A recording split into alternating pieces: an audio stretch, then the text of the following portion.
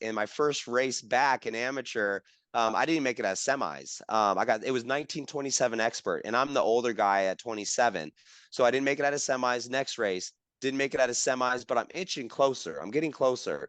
And then by the time Gold Cup finals went by, I won. And then by the time the grands went by, I won 1927X from gate 8. And I'm the oldest guy there. So I was like, I was blown away, and I was winning. I won cruiser, I won open. I tripled that day, and it was like, it was big. BMX Breakthrough is bridging the gap from old school to new school, from tracks to manufacturers, from new riders to their local tracks, and it doesn't stop at racing, but the mission is to connect people with bikes. Join me, Jay Oaks, as I interview key people in the sport and in the industry that are involved in their local circles, in their communities, at their local tracks, and aiming to make a difference on a local level. You'll hear stories, marketing tips, failures, successes, and a way to make a difference in your local BMX community. Let's dive in as we kick off this next episode. All right, Jason, I'm super excited to talk to you because one thing that I know about you is that when you are riding your bike, you are having a ton of fun.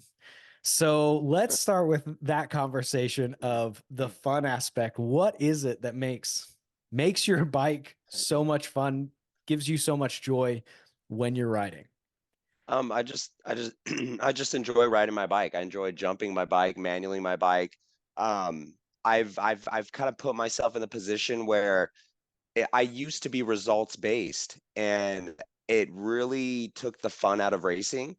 So when I kind of took that out of the equation, and I was like, I just want to have fun riding. Like, instead, when I do a full lap, I want to do this line in the rhythm section, and I'm more focused. I can get last place, but if I landed the line that I wanted to do in the rhythm section, that was fun to me. That was enjoyment. I enjoyed that. So doing an X up on the track, or just something, I don't know, just having fun. It brought fun back to riding when I was all about trying to get that first place. And if I got second or third place, it wasn't a good day for me. And it really was driving me out of the sport of BMX racing.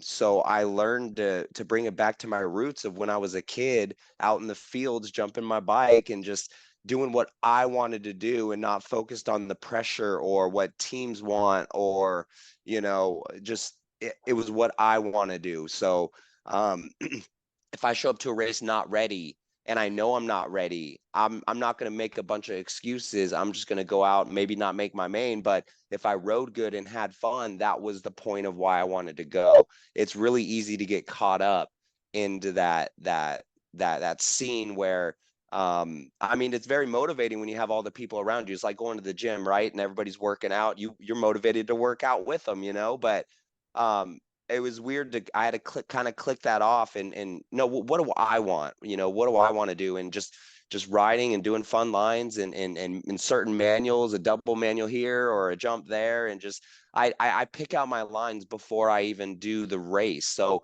I'm kind of riding for myself essentially, and I do like the competitive nature, don't get me wrong, but yeah, I mean, that's just what I like to do, is just have fun on my bike. That's super cool. I'm curious, at what point in your riding career did that hit you to move back to the basics of having a good time on your bike and focusing less on the competition? It happened my last show. I turned single A pro my last year of high school, which was 2000, the end of 2000. It was 2006. And then I was going through A pro and just going through the motions. And then by the time I got to 2011, I had a bad injury, and I was already at the point where I was just not enjoying it as much. Like, I wasn't even going to the track that much. I was just doing gates at home or sprints at home, and I would show up to the nationals. Like, people wouldn't even see me that much locally. And then I had a bad injury, and then I took time off. I was like, dude, I need to focus on a career. So I started going back to school, and just working, and after 4 years of that, I was like, I want to start racing again. So I made it a point. I'm just going out to the track to have fun. And from there, I reclassed to amateur. and I just made it a point where I'm just here to have fun and ride my bike. I do not want to, like, it was like I was trying to make a living when I couldn't make a living in BMX racing. It just wasn't for me. I didn't reach it to that level. Like there's very, very few who make it to that level. And I was just putting so much effort into it. And when I wasn't getting the results or getting the money, it was like it was dragging me down. And then it wasn't even about riding anymore. It was about I need to make some money.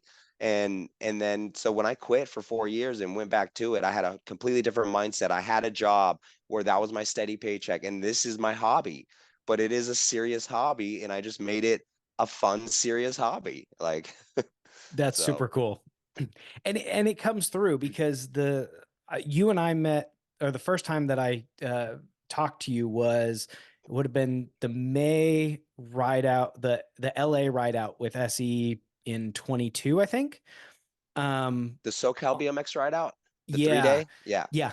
Yeah. And so it was on one of those days that we talked very briefly. But then the next time that I saw you would have been 23 at Frogtown.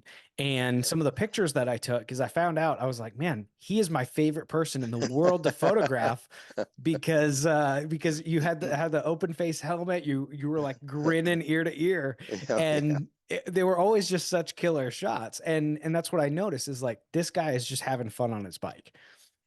So yeah, being able to, absolutely, yeah, being able to watch like even when you and Todd were racing at Frogtown, like and then you and I've gotten to race since then, but like those yeah. tracks are just fun, and watching you guys bar to bar just having a good time, because at the end of the day there's no points on the line. You can be competitive, but you're just out there to have a good time.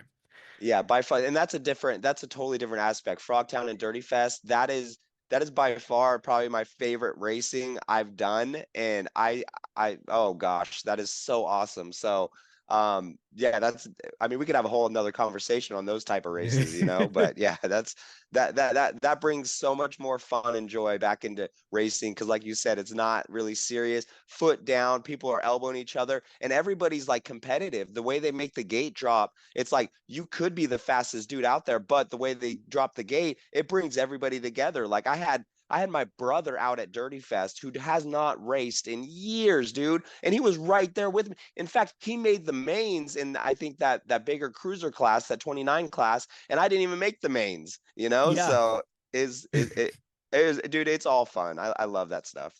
Yeah, well, I mean, so to that, because I agree, and I have my perspective on why I enjoy those races more than anything else. But you were talking about gate starts, and that was entirely the case. Like this last year at Dirty Fest when we were racing, and I don't know, we were a couple motos in, and you and somebody else were like commenting on my starts during because it was entirely just guessing at the gate. It's kind of like a moto gate at that point. Yeah, And yeah, and so my starts, because I'm not a super fast starter, off of an actual starting gate, but at that you're basically just listening to somebody's voice and you're like, all right, maybe this is it. and, yep, and yep. sometimes it pans out.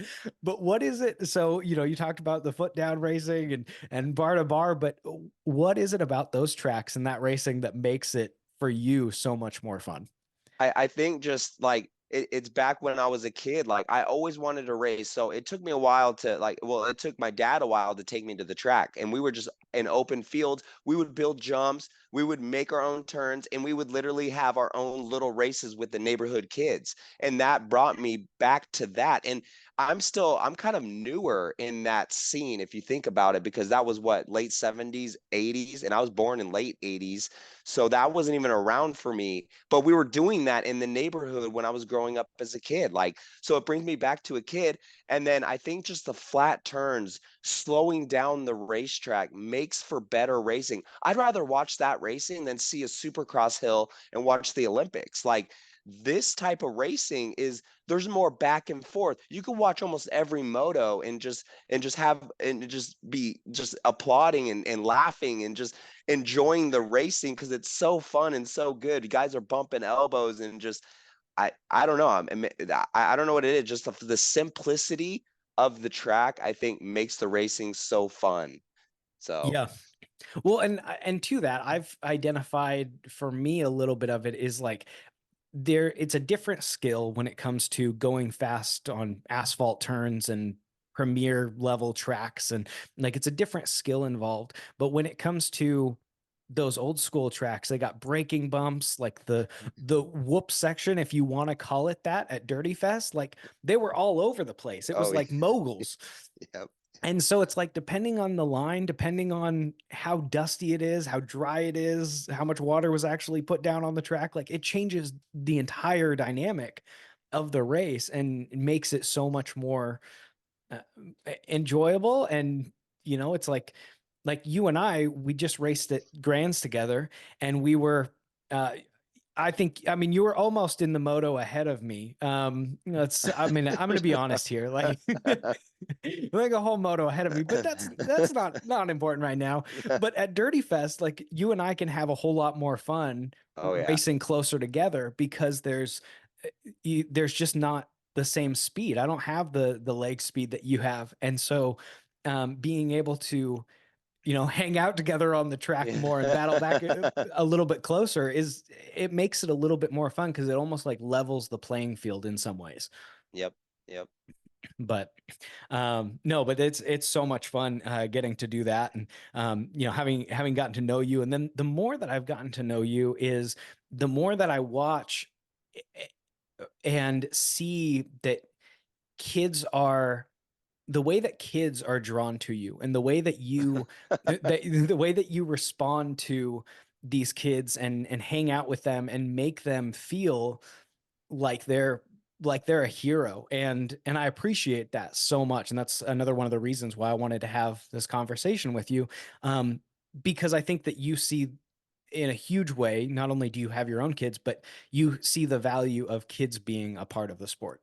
Yeah, absolutely. I was kind of bullied in school, and but when I went to the track, it was my getaway. When I went and rode my bike in the fields with my friends or built jumps, and it was my getaway. It was like the best part of my life. So I never know what's going on with these kids' lives. I don't know, how bad it is, but when you're at the track, everybody is friends. And I have seen some, some fast kids who do like, I don't know, you know how they treat them, like it's a fast group kids who hang out with each other, and then you have the slower kids or whatever at the track. But I don't try I try to keep everybody the same. When we're at the track, we're all here to have fun, and we're on our bikes doing the same thing.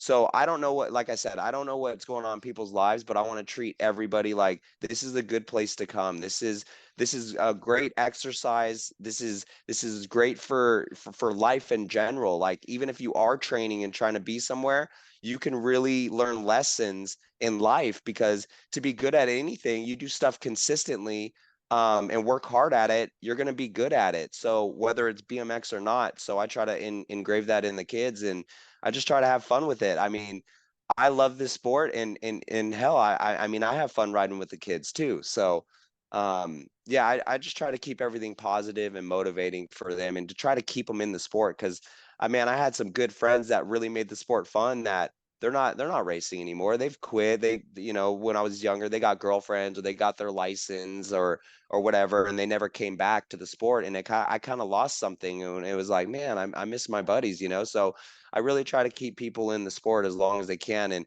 like you said, it gets really, really serious. So I try to keep it like, don't focus so much on your results, focus on having fun and riding your bike on the track, which is hard to do at a competitive racing sport. We're not out there doing tricks. We're not freestyle guys that, are having fun with each other. I mean, we're all having fun with each other, but it's very competitive. And I try to like take the little bit of competitiveness out of it and just have fun and ride. Yeah. Well, and I think that's a testament too to your riding style, because I think that I, like you said, decided to ride for you and make it fun. And you are really fast, but I've also seen you race and you're not winning, but you're Oh having yeah. a good time. And Oh, so of in some course. ways, in some ways you're still winning, right? Yeah, It's yeah, yeah, having a yeah. good time. And I walked away from Grands, and I made it out of th on 3 of 4 classes, I made it out of motos and into my main. And somebody said, "How'd you do?" And I said, "I won." And for me, that was fantastic. Like, I had a Yep. great time. And I'm actually curious. So talking about the kids and you having your kids that are riding bikes and playing around on the track and having a good time, and then being around other kids on the track, what are some of the things, some of the values that you see, some of the character traits that are learned as a result of kids being involved in the sport?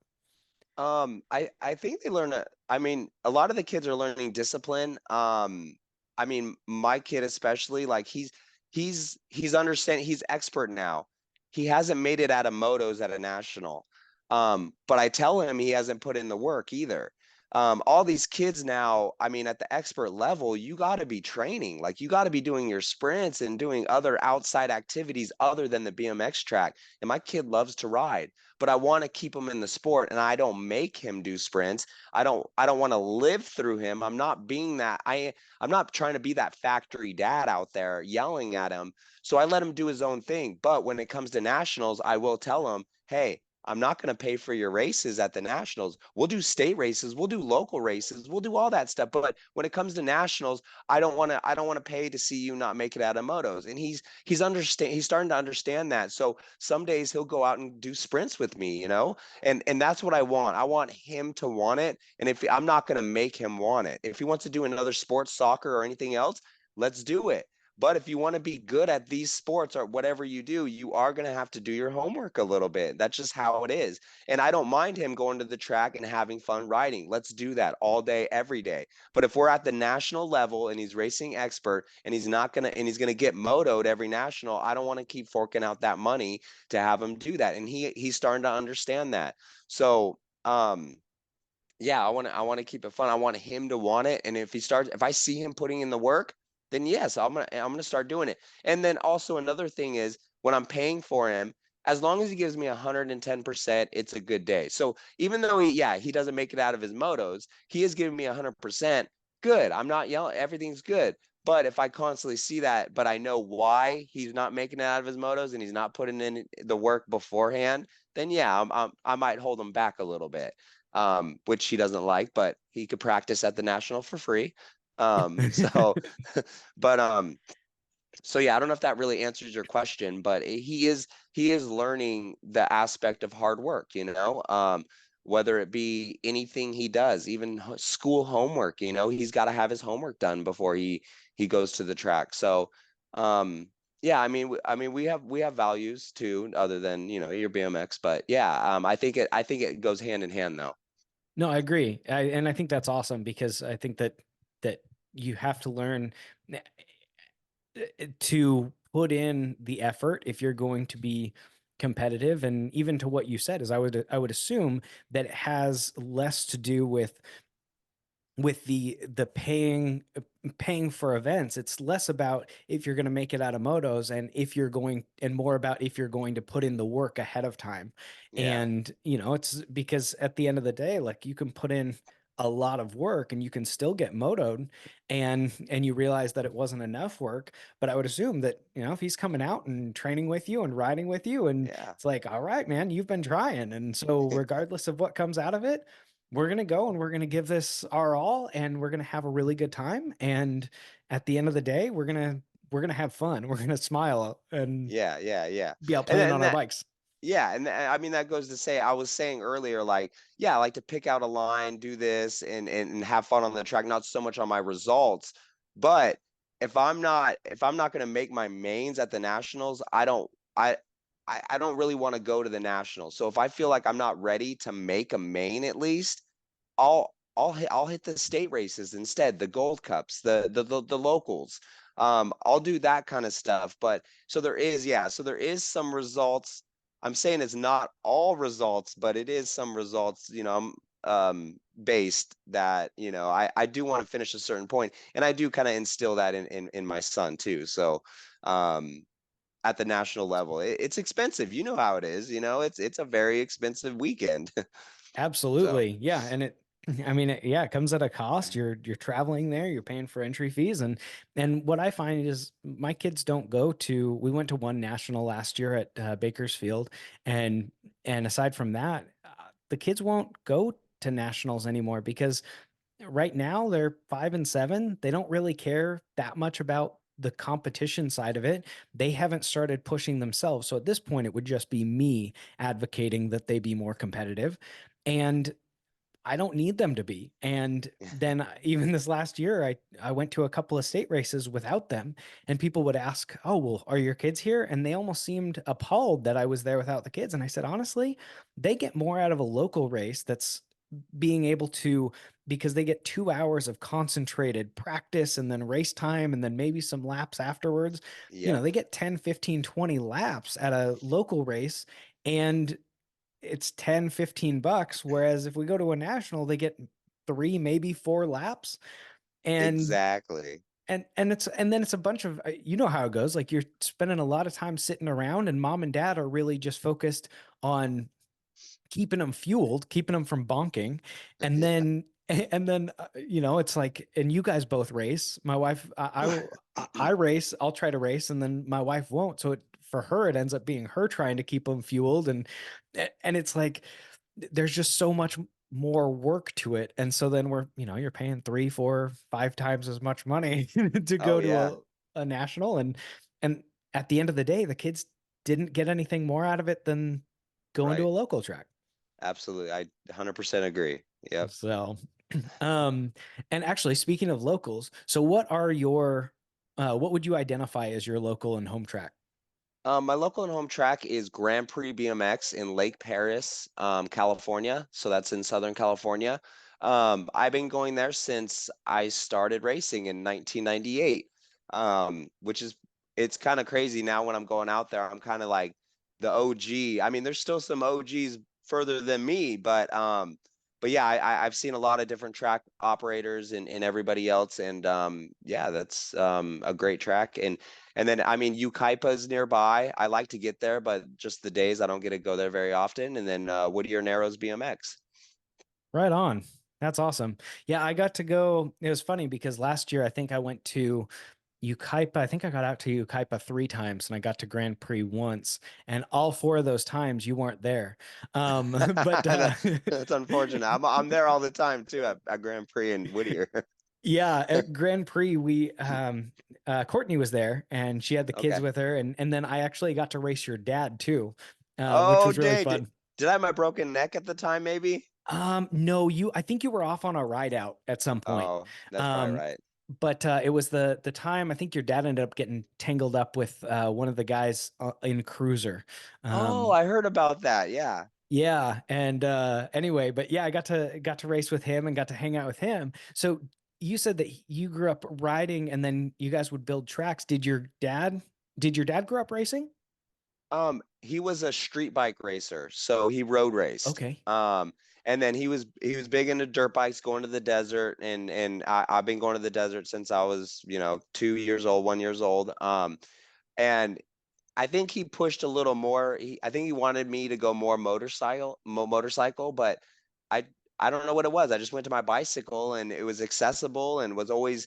I mean, we had jumps in the field, so I would always go up there. I had my dad make me a number plate, and I hadn't even been to a track before. And I would show up to the jumps, and people would be like, "Oh, you race? Yeah, man. Oh, what track do you go to?" And the only thing I think of was where I was born, and I was like, "Oh, Lakewood." They're like, "Oh, there's a track in Lakewood." I'm like, "Yeah, there's a track in Lakewood," and it was just made up stories, just because I wanted to race so much, and nobody pushed that on me really. I mean, I knew my dad was a racer, but in a different sport. But I don't know. I just always wanted to race my bicycle. It was just a thing, and I was always out in the field. Anytime it rained, man, you'd see me out with a shovel in an empty field, and we'd build jumps, and they last for a few months, and then a tractor would come down, plow them down. We'd be back out there rebuilding them, and man, we made quite a bit of jumps. But we had some good popular areas that I mean, we're in the SoCal area, so there's a lot of good riders who were in the area that there was jumps around, and that's just how I got started.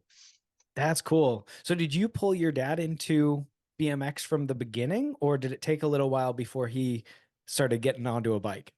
No, I pulled him in. Yeah, he had no like this was later years, dude. Later years. He just like got sick of just watching all the time. And as a matter of fact, he might even got into it after I had my driver's license. So I'm going to the track driving myself, and then he's just like, I'll go, and got a cruiser and just started riding. And then now he's like, it's all about exercise for him. So he doesn't do any type of like sprints or any training like that, but he is kind of motivated. He likes going out racing local. He'll go out every Wednesday night. He'll be out at Grand Prix racing, you know? So it's kind of a good it's a good family time where he shows up. He knows how busy I am, and I got a lot going on. He just retired a couple years ago from work. So it's kind of a time to bond where he sees the family, and we meet up at one place, and we all ride together. And he'll even do the state races. A lot of times I'm gone. I'll be out of state, and my wife, Courtney, and the kids want to go to a state race, and they'll both meet up. They'll carpool, and they take care of each other. And my dad supports us 100%, and it's great to still have family that is still with us, you know. And I'm getting older, you know, and my dad's still supporting it. So I love it, and That's my cool. dad's participating in it. So it's awesome. Well, it's really fun because I'm also in a family where we've got three generations of Oaks racing. You've got three generations of Morris out on the Yeah. track. And one of the coolest things is that there aren't other sports where that exists. Right. Um, like you don't get, I don't know, maybe motocross, or you could have Yeah. golf or something, but there aren't a lot of activities where you can all, like, two or three generations can be competing at the same time. Yep. And I just thought that was so cool. It was so much fun talking to your dad, and that was when Courtney and the kids were there, and being able to have those conversations with him. And he was telling me some stories about you and your brother and him, like bombing down fire roads and stuff. Oh, And yeah, yeah, yeah. and it's a good time because it Yeah. goes back to the lack of, if you want to focus on the fun, the lack of competition that there has to be. And it's just about having a good time, spending time with family, being able to Yeah. hang out, being able to smile and exercise and enjoy your time together. And yeah, I mean, I'll have my dad out racing with me and the kids. And it's so fun because, as you know, there just aren't that many grandpas that are out there racing with their Yeah, grandkids. yeah, dude, it's the greatest memories of my life, and some of the worst races I ever had are some of the greatest memories of my life. So, I wouldn't trade it for anything, you know. So, and to have my dad out there, and my kids, and my family, my wife, you know, it's a blessing. Yeah, it's really awesome. We all enjoy it. Bikes are awesome.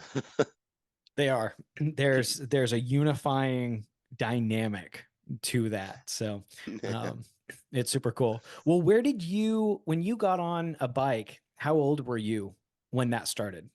I think I was around 3, and I was just hauling around our backyard, our dirt backyard, you know, and Mhm.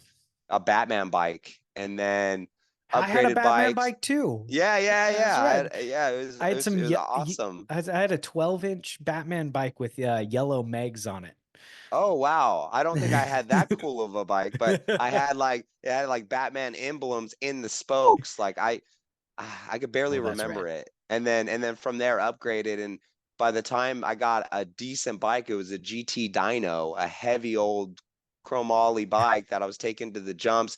And I was that young kid that the big kids were always sending me off, you know, and I just hit these big old jumps, and eat crap, bail my bike, whatever. And I was just all over the place.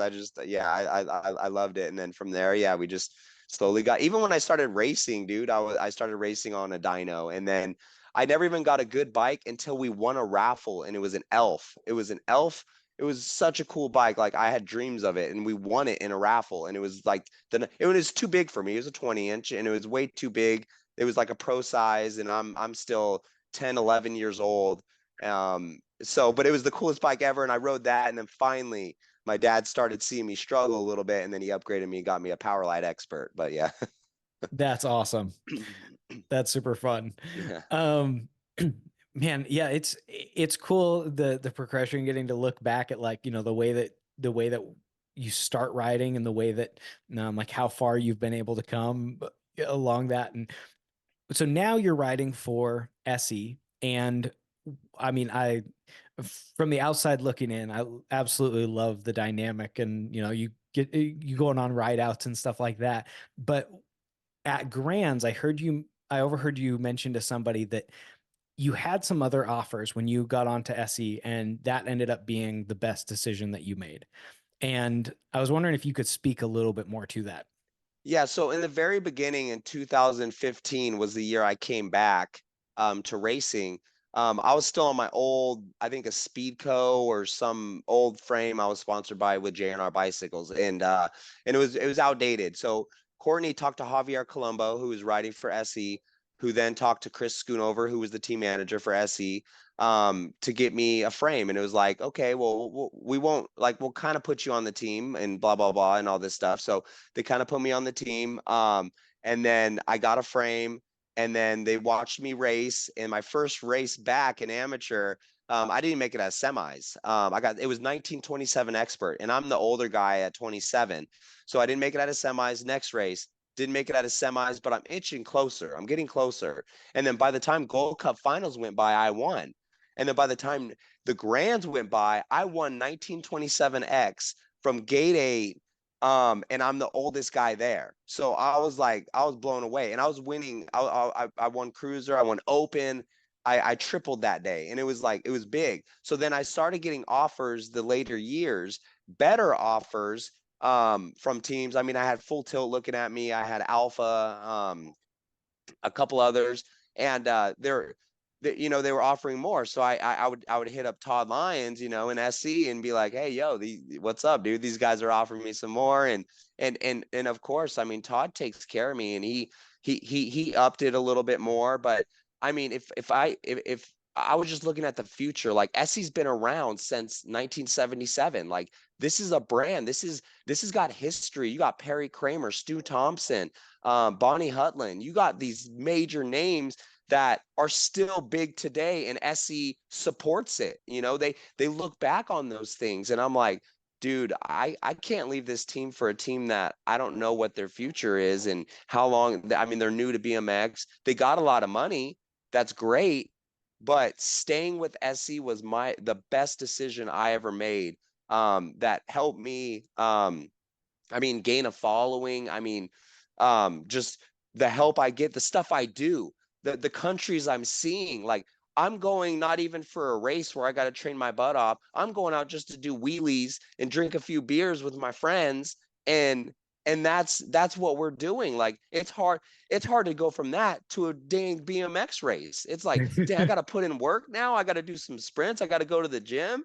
Like, I want to just do wheelies with my friends. This is awesome. And I'm not, and some of these SE wheelie guys who are on the crew, they're a lot better than me. Don't get me wrong, but I put a lot of time into racing, not so much into my wheelies. But yeah, it's still a blessing, like just to be where I'm at. And it was I mean, the best decision I made was to stay on SC. Like, I don't know what it's going to go from here, but man, the history we've already made just going to some of these countries to do these things and ride our bikes has been just an experience that I would never ever take away. Like, so yeah, that's it. That's cool. I mean, some of the things that SE does, it's like they facilitate a party. I mean, it's just kind of how I feel. Like, that 3 day ride in SoCal is super fun. I guess I've only done it once, but like, and when you tell people that you go on a 100+ mile BMX bike ride, people are blown away. Like on a Yeah. on a BMX bike, and it's such a good time. But then where was the trip that you just got back from? So we went to Japan and Vietnam. So we went to Tokyo, and then we went to Ninbin and why am I missing? But yeah, it was Japan and Vietnam. So it was an awesome trip, and just to ride our bikes, do wheelies, and spread the culture of bike life. Um, I mean, we went to see dealers that are SE dealers out there, and to show them kind of what we do. And they have good riders too. That, like, don't get me wrong, like there's some wheelie guys out there too. It's not as big, but we're there just spreading the love and just riding with them. And it's Todd Lyons doing, that he's a great marketing dude for SE. That like that he's basically a marketing genius, really, when it comes to the big bike scene and what he's done and where he's come from, and just to do that. And the footage we get is just it's awesome. It's good stuff. He does stuff where it's like, I want to do a vacation, but wait a second, I think we can make this into a SE trip and make this into something for some marketing. So it's very cool. That's cool. Yeah, it definitely feels like they've developed a huge family community. And as far as the big bike scene goes, I mean, they are a top level name. And um, just because Todd's done such a killer job of marketing and establishing himself in that space, and it's always fun to see the dynamic of you guys having a good time, and being able to stop at places along the way. You find a hip to jump, or Yeah, find yeah, a curb to drop off of, or whatever the case is. And yeah, it's just, there's no pressure to it. It's just a yeah. bike ride with a good time. Yep, and everybody has their own styles. You got D Blocks who's crazy. You got one wheel, not even without a wheel, and I could wheelie, but I can't do all the combos and the cool tricks. And so I'm trying to find the rock jumps or the hips or stuff, to make my own, a little bit. But yeah, everybody has their own personality and riding style, which makes SC great. And they're just all people. I mean, you could find a replacement for me any day of the week as far as the writing goes, but I think everybody just clicks, and we all work great as a team and friends, and yeah. I'd written down a couple of those topics that you had mentioned, and just the dynamic of the good times and the lack of pressure that it seems, and even getting to meet on the race side of things, getting to meet Jimmy and getting to know him, and spending time with him working on the Frogtown track this year, and then hanging out. And I think that it seems like he has been really killer at creating a race environment where, even though there's a level of expectation, or a level of maybe intrigue towards the competitive side, he's really focused on the community aspect of what you guys create.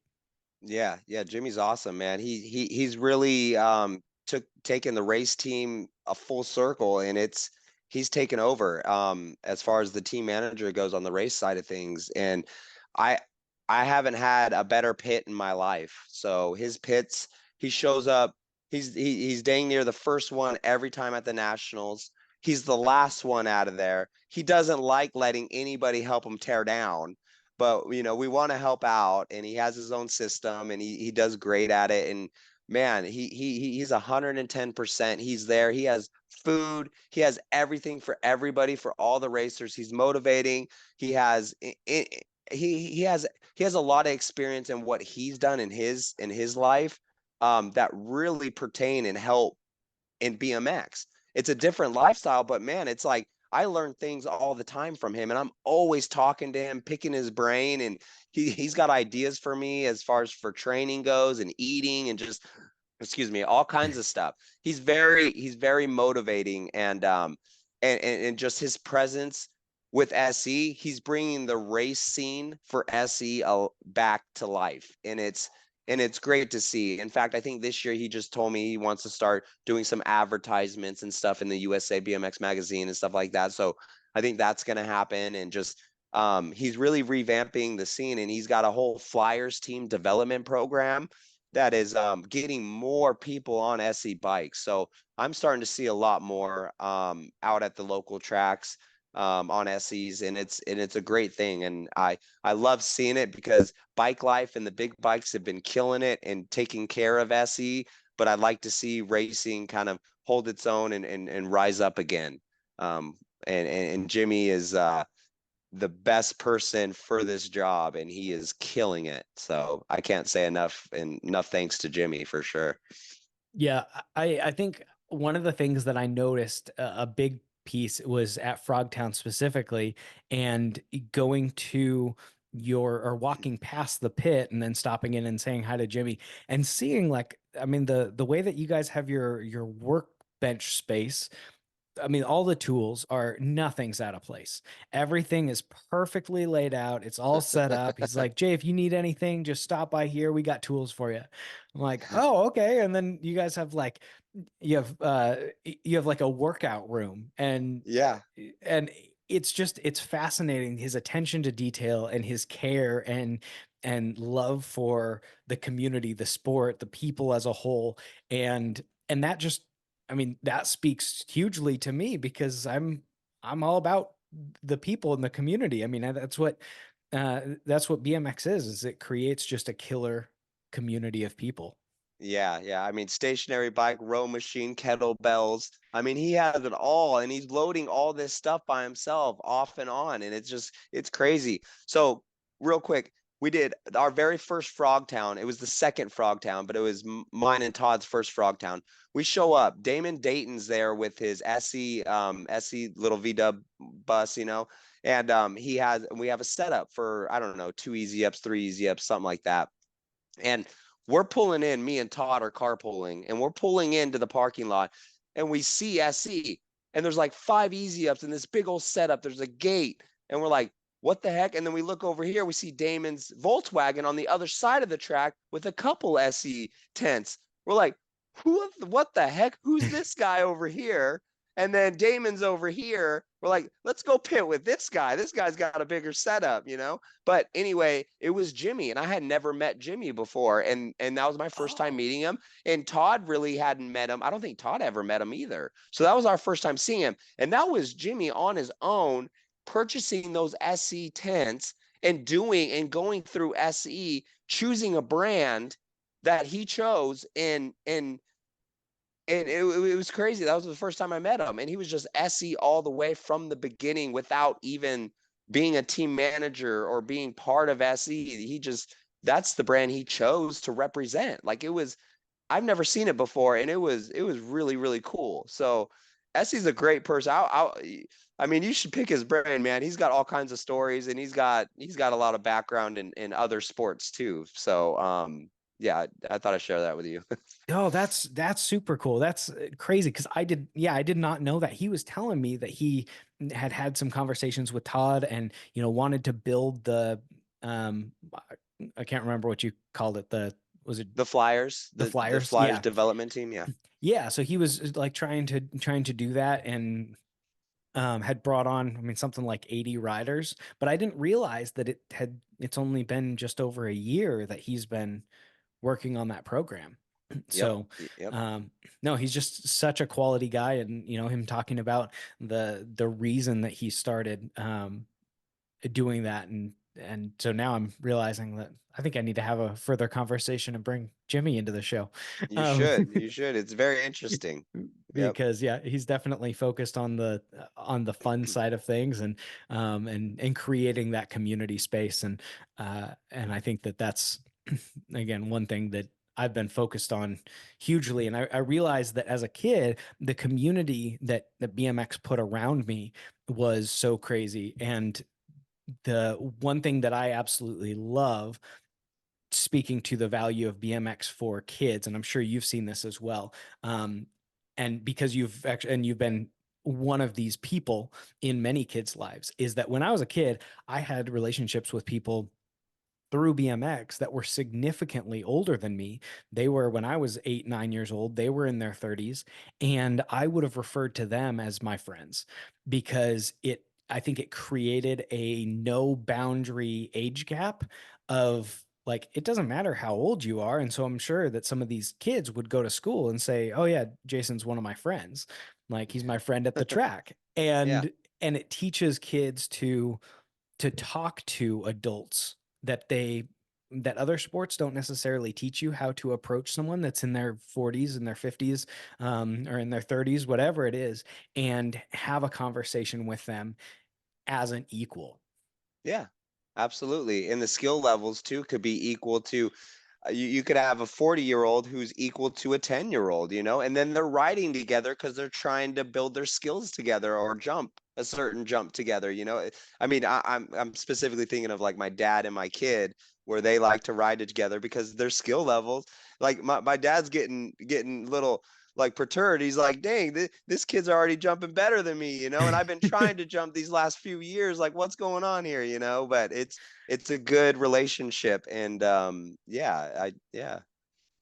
Yeah, it creates a dynamic that you just don't see in a lot of cases. And so, speaking to that relationship between Jimmy and some of the team riders is super cool. The relationship and the dynamic that I see between you and some of the kids at the track and the kids that are able to look up to you and being influential in their lives is super cool. And then seeing you being able to go and win at Grands, but also just have a great time and not be solely focused on the competition. Yeah. Yep. But man, but Jason, I appreciate you taking the time out of your schedule and Yeah, no having a problem. conversation with me. I had to And do I'm it on my hoping. birthday too, buddy. Oh, well, happy birthday! I I'm didn't just even kidding. know I'm just kidding. It is my birthday, that. but don't worry about it. It's all good. It's all good. I had to throw that in there. But Oh man. no, Well, no, I enjoyed it. This was awesome. Thank you for having me on. I appreciate that.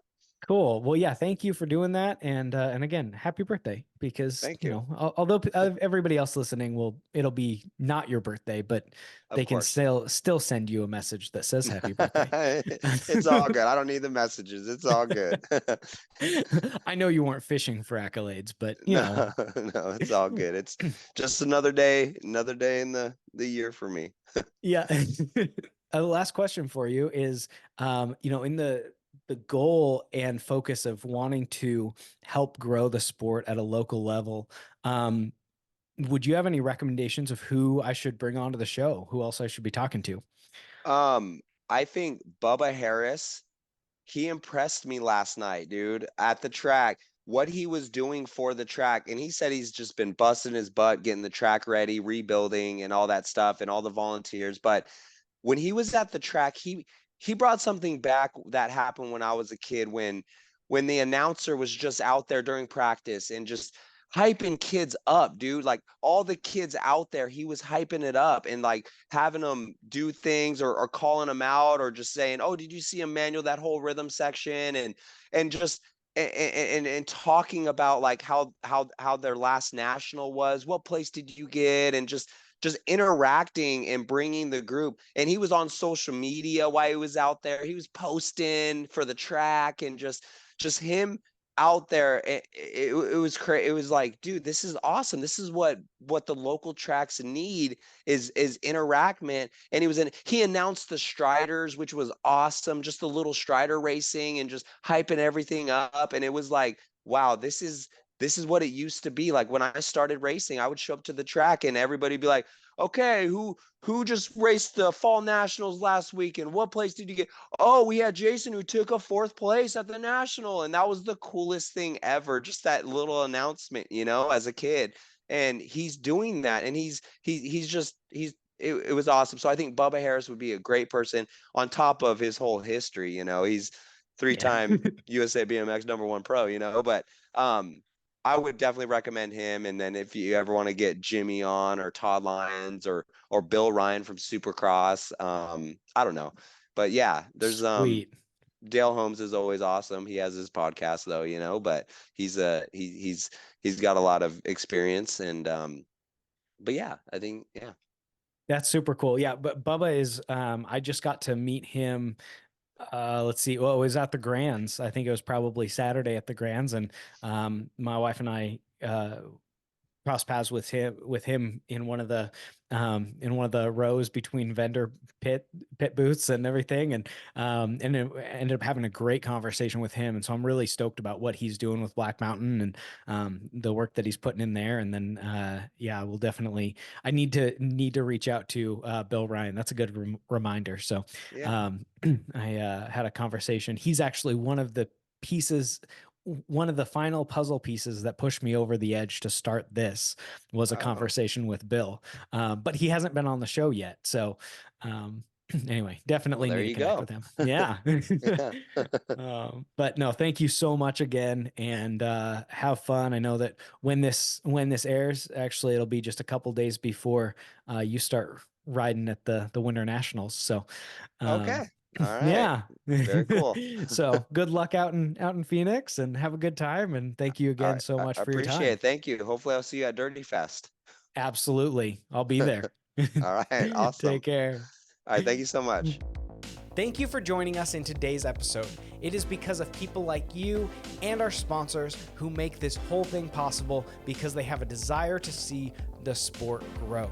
If you would like to get involved in the mission of BMX Breakthrough, you can start by going to your local track, find a way to volunteer, help out, and serve there. Or you can go to our website, bmxbreakthrough.com, in order to donate, find out about sponsorship, or learn more.